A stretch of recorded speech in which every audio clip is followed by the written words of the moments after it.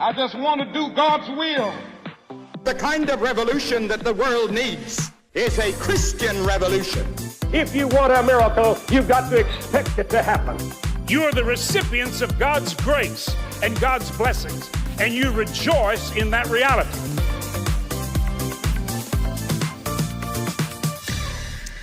Welcome to Life Today Live. I'm Randy Robison, and I'm having fun today talking about a new movie that opens up next week, next Wednesday. The movie is called Sketch, and this one is different. And by the way, I get lots of movie pitches here, and I love that the Christian film industry has really kind of come into its own. Not all of them are good, however, if we're just honest. That's true with all movies. This one is. And that's why I wanted to talk about it. And so my guest today is Steve Taylor, and I am representing with the shirt here. I don't know if you can see that, because Steve Taylor was one of my favorite singing musical artists back when I was very young. He's since moved in more into some creative things. He is the filmmaker in residence at Lipscomb University. And has written, produced, and directed films, Blue Like Jazz being one well-known that he did. And he is a producer on Sketch. And so we're going to give you a little sneak peek here in a minute of the film and talk about it. But first, I want to welcome Steve Taylor to Life Today Live, man. Good to see you. Thank you, Randy. Thank you for representing with the shirt. Always. I mean, great music. Your music still holds up, I will say that. So, but that's not what we're here to talk about. We're going to talk about Sketch, and before we dive into it, because you kind of have to see it. So you know what? Let's take a look. Here's the trailer for Sketch, again, in theaters next Wednesday, August 6th. This is Sketch. You have to promise not to freak out. I won't freak out. I won't. This is the blood eater. It eats blood and pukes the blood back onto people. Okay. That's always kind of been her thing, right? Drawing? All kids like to draw. Yeah, but has she always been so... Dark? We felt a phone call wouldn't convey the... Blood? I don't care what people think of me. Oh, well, you should. No. I found this place in the woods. We dropped Amber's notebook in it. And now I'm worried that Amber's drawings might be...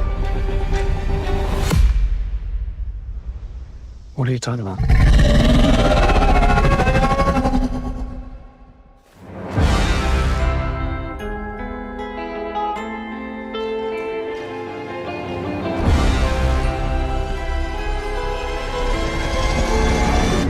Amber drew that?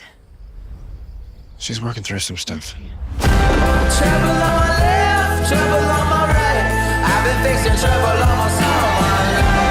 My sweet love, won't you put me through? Everywhere I look, I... You're not an evil person just because you drew some evil pictures.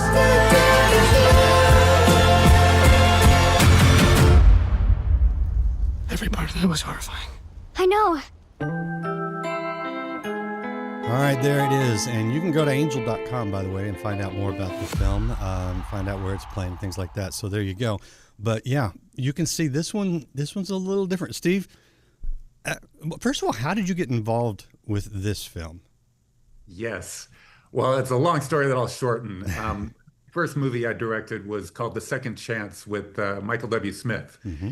And we needed a big church to shoot a key scene in the movie, but we also needed in the movie, Michael W. Smith plays an associate pastor who is sent to their partner church in the inner city of Nashville, which is run by a black pastor. So they invite the black pastor to come to the big, suburban mega church, and the black pastor just gets disgusted by what he sees as them not caring at all. So he utters a very mild curse word from the pulpit and tells the audience to keep their damn money. Mm. So I needed a big church that would allow us to shoot a scene with that word in it. And there was a music pastor that loved Michael W. Smith at one of the biggest churches in Nashville, Brentwood Baptist. And so he made it possible for us to do it. And I've always been appreciative. His son, he said, hey, my son's a budding filmmaker. Would you mind looking at his demo reel? And I'm thinking, okay, I owe you a lot. I will look at it. And the demo reel is fantastic. And so his son's name is Seth Worley. We ended up collaborating for the years. Seth did second unit on The Second Chance. He did second unit on Blue Like Jazz. He directed a Kickstarter video that got well known that I was in. I starred in some of his short films. So we just had a great relationship. Anyway, this movie, he sent me the first half of the script 8 years ago, and I loved it. Then LA with his family and came very close to getting it made with a studio, but wasn't successful. So he moved back home to Nashville, and I got with him and I said, what's going on with the sketch? And he said, it's dead. I was like, no, it's too good. So I said, give me the script. And I read it and I came back and I said, we can make this movie, but we just need to make it in Nashville and we need to make it for a price so that, and I'm terrible at raising money, but I was meeting with John Irwin and we were working together on another animated project that I was producing. And he said, what else are you working on? And I said, well, I got this new script from a friend, Seth Worley. He said, can I read it? And he read it and he got back to me like in 48 hours. He said, I'll find you the money. We got to do this. So that's how I got involved. And it was 3 years ago that we shot it. It went great. It took a long time in visual effects and post-production because it's very visual effects heavy. Yeah. But we're finally ready to go. Yeah. I mean, you're kind of sounding as a low budget film. It doesn't look like a low budget film at all. Right. Yeah. So that's good. Now, my understanding is that this has been screened. It was at Toronto or some of the film festivals and really received well. What have you been seeing? So Toronto is one of the big 5 film festivals in the world, and that's the one we wanted to screen at because we'd heard it's a very audience friendly, and it went great. And actually, the critical reaction was mind-blowing. So if you go on Rotten Tomatoes and look up Sketch, it is actually at 100% fresh on Rotten Tomatoes, which I think the last live-action family movie to get that was Paddington 2. And, if you don't like Paddington 2, you either have never seen it or you have no heart. So good. I can say with confidence it's a good movie. Well, and I love the film festival circuit. And it's a really great place to kind of sift through a lot of creative work and find the ones that shine. So this one's shining. Now, you mentioned something, and I'm going to bring it up since you kind of went there. You mentioned shooting in a Baptist church where they let you use a word that most Christians deem, which is a whole other weird study, but we've decided certain words are profane. Right. I don't want to label Sketch as a movie with profanity, but there are some language that some Christians are going to grumble about. Yes. So help me there. There's kind of 3 situations. There's one where the dad character played by Tony Hale is like, he just did the very thing that his daughter told him not to do. He did it by accident. And so he starts to utter another word and then it gets cut off and we cut the next scene. Yeah. So if it would have been me, that would not have been in there. I would have tried to get it cut all, but understandably, the director said, it's appropriate here. He just did the very thing that he wasn't supposed to do. So that's half of one.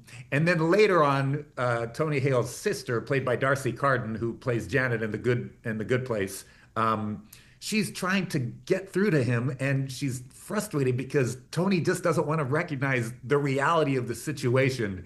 And so she uses a word that in the Bible referred to donkeys, and dumb followed by that word. And she calls it in twice. So that's the full extent, I think, pretty much of what happened. So, I mean, I don't want to get hung up in that. And you and I both know enough pastors to know that's the way it is, right? I'm not naming names here. But I think the other thing that parents will want to know, because I'm watching this, and it's a little like if people have seen Stranger Things, in that, I mean, it's kid appropriate, but a certain age, because it could be a little frightening for the younger ones. I got a 4-year-old grandson. My wife is like, I don't know about that. Right. Where do you place this? Yeah, I place it like probably 8 and up, 7 or 8. It's interesting because some of the team that's distributing, they've got a lot of kids, and one of the Harmon brothers was like, "Oh yeah, I let my 4-year-old watch it. It's his favorite movie." Yeah, well, Others are like, "No, it's too scary for my 9-year-old." I think I think 8 is probably about right. But if I had an 8-year-old, I would definitely let them watch it. Yeah, and it depends on the kid. I mean, Yeah. we're overly protective parents. I get it. Now let's get to the actual heart of the film. I'm sorry, I feel like I'm dealing with some real it's all surface good. issues. But what do you? What's the message? I mean, I know what I took out of it, but it's funny. Because I don't know how many parents have experienced this, but I have experienced the finding one child's sketches and being horrified. And my wife and I having the conversation, should we take him to see somebody? What's going on here? And that's really the impetus, which some of the looks on the dad's face when he sees these things, I totally relate to. You're like, oh my gosh. Yes. But you're dealing with some very real things, especially in today's society that kids are dealing with. I don't know. Give us an idea of what you think the heart of the film is. Yeah. Early on, we find out Amber, the 10-year-old girl who's kind of at the center of the story, we find out that her mother had died 6 months earlier. And her father, played by Tony Hale from Arrested Development and Veep fame, yeah, he's great. Porky and Toy Story. He, of course, is concerned. He wants to help her. So he takes her to a counselor. And while she's sitting with the counselor, she reminds the counselor that her dad told her that you can't control your inbox, but you can control your outbox. Great line. So she's got all these feelings to do with her mother's passing, but she wants to remember, she's trying to remember that she can control the way she reacts to it, right? And of course, the counselor loves that. And then the counselor finds out that Amber loves to draw. So she gives her a sketchbook and says, I want you to put all your feelings into this sketchbook where they can't hurt anybody. And she goes to town and she starts drawing all these comically horrific monsters that, they're funny because they're from a little kid, but they're like, there's one's called the Blood Eater and another one, pulls your eyeballs out and all the things that, little kids kind of imagine in their head. And then, of course, those things come to life in a very fun and kind of charming, comical way and start terrorizing everybody. Yeah, and I do want people to understand that there's a level of comedy to it that keeps it from being dark. Yes. Because it is a good film. Now, I'm curious also because child actors are notoriously difficult to work with. These kids are great. Where'd you find these kids? Oh, I know. They were, we had a casting director and Jessica Sherman, and she was just great at finding the best kids to take a look at. And so we only saw kids that were really good, but the ones we got were just exceptional. Mm-hmm. And one of the things that's easy to forget is when you're casting a kid actor, you're also casting their parents. Right. Parents can be around the whole time too. And these parents were also incredible. The kids had such a great time. They were pretty teary at the end, and I felt bad for them because I know that I think they're all going to go on to be very successful, but I also know they're never going to have had as good of an experience as they had on sketch because it was just a really beautiful environment. Yeah, and it was really made for the kids. Nice, I love it. All right, so in sort of the marketplace, because you're teaching. Doing it, writing, producing, directing, I mean, all over the place. How would you position this? Because when you say the term Christian film, which I kind of hate because Christianity is not for inanimate objects, right? But it gives people an idea. This is not your altar call at the end kind of film at all. How would you position it? Well, it's an interesting kind of hybrid because obviously I'm a Christian. Our lead actor, Tony Hale, is a Christian. Our director is a Christian. So we've got a lot of people involved. And I'm also producing for Mike Naraki, co-creator of VeggieTales and voice of Larry the Cucumber. I'm producing his new animated series, The Dead Sea Squirrels, which is definitely a Christian, project. Sure. This one is a family project. It's not specifically for the church. It's just a beautifully made movie for the whole family. And so we feel really fortunate that Angel was so into the movie and was really excited about doing it. I think what Angel would love to do, they love doing faith-based movies. They also love doing family movies. And I think they would love to be what Disney used to be. Yeah. And so they saw this movie and they just kind of flipped out because they see it's a movie with really wide appeal and something that, you know, whole families can enjoy and get behind. Yeah, no, actually, you know, I like that, because what's funny is, you know, we talk about Christian films. I grew up on Disney films, you know, before they went into weird directions, right? And I wanted my kids to grow up on Disney films, and they did to a degree, but they were in that era where suddenly you're like, wait, what? You know? So that's a good, there's definitely a need in that space, and so I'm thrilled to see you filling it. Angel Studios. Now, that's another interesting conversation. They're doing a lot of really cool things, and you know, with their online presence, their pay it forward model, they're having some success. What's it been like working with them? Man, they've been fantastic. And I'm not, it's, you know, you would expect me to say good things, but I'm telling you, they've just been fantastic. They don't, they're never afraid of a challenge. And so they've come up with ideas that I would have never guessed a studio would come up with, really interesting ways to market the movie. Of course, the fact they've got the Angel Guild behind it is great as well. We had other companies that were interested in the movie that were much more sort of the cool kids in Hollywood. But I'm so glad we're with Angel. They've done everything that they said they would do and more, and we really couldn't be happier. Oh, very cool. All right. Well, I love it. All right. Again, this is Sketch in theaters next Wednesday, August 6th. So go ahead and make your plans. Take your kids. You know your kids, if they can handle something that's a little bit exciting, I would say, because it is. But it's not.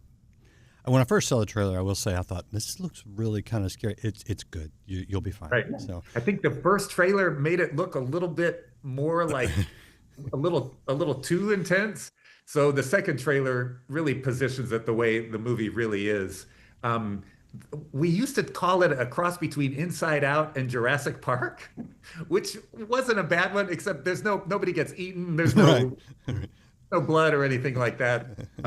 It's just, but it's a fun movie for the whole family, but it's also a fun movie for kids because, you know, kids like kind of scary things. They do. They just don't want to, you just don't want to push it too far. But it's the kind of movie that packs an emotional wallop at the end as well. So, you know, yesterday we were screening it for Pixar. Pixar heard about the movie and they brought us to Northern California to their headquarters. Wow. Because the head of Pixar loved the movie and wanted his team to see it. So it's kind of got that same kind of feel too. It's just it's really good. I can't wait for people. Yeah, no, you're going to get a lot of buzz, and it is already getting noticed, and I'm excited for people to be able to see it next week. And the blood is only in sketchbooks. That's so, right. No, it's perfectly fine. I'm curious your thoughts on what you're seeing in the Christian film industry overall. There's a lot of good stuff, you know, kind of coming out, and even when you look on some of the streaming platforms and the series and the way things are kind of moving. I mean, it's a little hard to get people in the theaters these days, but there's still plenty of outlets out there. Are you seeing increased opportunities for Christians to make, whether it's family-based, old-style Disney type things like this, or whether it's very, you know, upfront, you know, biblical themes and things like that? Are you seeing a lot of opportunity? I am, and I'm seeing the quality level has gotten just consistently higher and higher. I much respect to Dallas Jenkins, what he's done with The Chosen and Best Christmas Pageant Ever. My friends, the Irwin brothers, have done fantastic work. We're just seeing, I think, and the audience is expecting better as well. And so that's good. Angel has helped that as well. Mm-hmm. Yeah, it's an exciting time to be making things. I'm excited for you. And you know, the best way you can get more of this type of film, the family films, the Christian films, is to show up in the theaters. Pack that sucker out, make it top of the box office, that first weekend in August. I guess second weekend technically, but go support it. And you know what? You'll have a lot of fun. And by the way, Steve, you mentioned that, kids like this kind of thing. It's entertaining for adults too, and that's nice because I've sat through a lot of horrible kids movies back in the day. Haven't we all? Right? This is one that the parents will enjoy, so thank you for that. Yes. All right. I appreciate you being here. I appreciate the work that you're doing, man. Keep doing it, and I mean, young talent like Seth, and the opportunities with Angel, a lot of great things. Anything you want to add before I let you go? Appreciate you hanging out with me. While I'm here, I got to give a shout out to the Dead Sea Squirrels. It's streaming on Minnow now. 13 episodes. I just think it's really funny. And it's definitely a faith-based project. Just briefly, the story of 10-year-old Michael. His dad is an archaeologist. The thing starts out at the Dead Sea. Michael gets bored. He wanders into a cave. He finds 2 dead salt-encrusted squirrels that he thinks are cool. So he smuggles them home in his backpack back to Nashville, puts them in the window to air out. It rains. They get wet. They reanimate. Now you've got 2 squirrels who were alive during Jesus' time. Hijinks ensue. Every episode has a flashback back to Bible times where the lesson happens. And so Mike and I have written those songs together, and we've gotten people like Matthew West and Bart Millard and Ellie Holcomb and different people like that to record the characters. But it's just a really great series, and I'm excited. And actually, the writer-director of Sketch actually did a lot of writing on this as well, too. So it's really funny. All right. And I didn't know that was already out in Dead Sea Squirrels. So a lot of great things for you guys. And I'm going to, pardon me as I jump on my soapbox here for just 1 second. But I know a lot of Christians who complain about stuff and then take their kids to see stuff and watch stuff.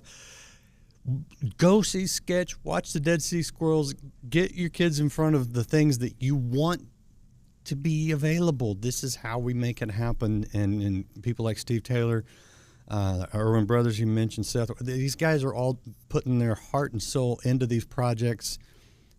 We got to support them. And it's too easy sometimes to cop out and go with the big popular one that's, you've been hammered with all the ads and you object to some things and you're like, well, we just sit through it.